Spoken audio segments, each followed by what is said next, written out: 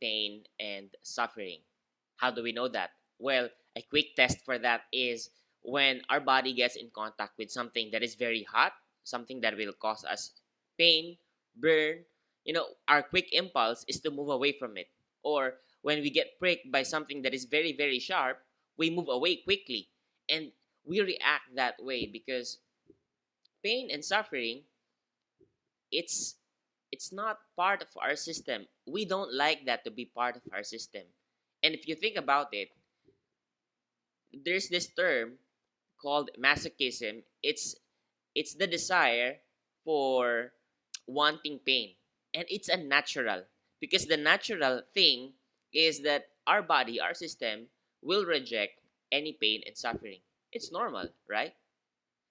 But even if it's normal, that doesn't mean we will not think about it. Now that we're thinking about it, let's ask ourselves, what is wrong with pain and suffering? Well, it is wrong. According to people, they will just say it's wrong without thinking about it. But what is really wrong about pain and suffering? Why is it that our system does not want pain and suffering? Is it bad? Is it evil?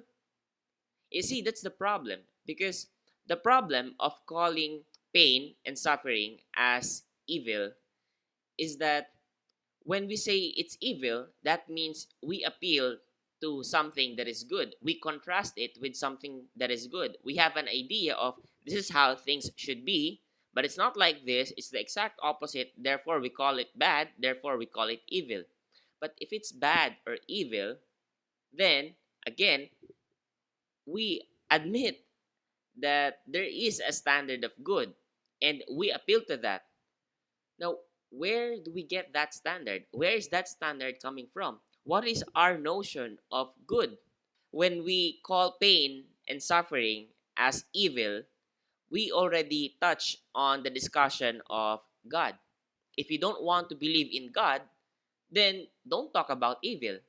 If God does not exist, there is no such thing as evil. There is just pain and suffering, but don't call it evil. So if you don't want to believe in God, or if you want to analyze pain and suffering objectively without appealing to any Christian or religious standard, then just call it pain and suffering. We don't have any basis for what is good. We don't have any standard. And again, going back to how our body systems work, it seems that we are biologically designed, or let's just say we are hardwired to move away from pain and suffering. That is pretty much obvious.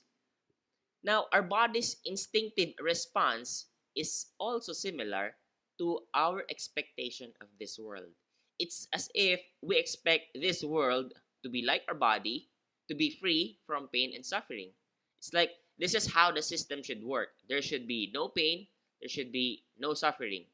Now, whenever we see something that is wrong in this world, we have this feeling inside, a sensation that we should try to avoid that. We should solve that.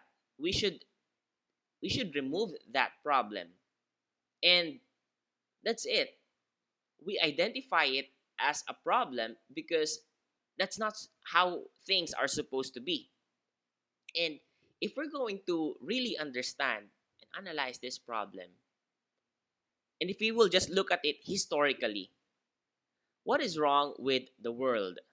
The world is filled with blood, murder, rape, stealing, thieving, all this problem all across history. The problem is not the system. You know, political systems, governments, they have changed over time. The problem is not culture because different cultures, you examine different generations, the problem is still there. The world is a problematic place, and the problem is not the system. The problem is not government. The problem is us. The problem is humans. We are the problem. Me.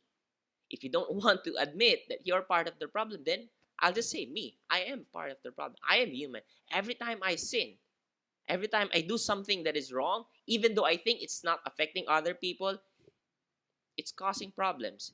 People who view porn privately, for example, they might think that their actions are private and does not affect others, but when they do that, they become part of a system that enslaves women. When people steal things that they think no one will notice, they are actually indulging in something that affects their being, that becomes part of their system.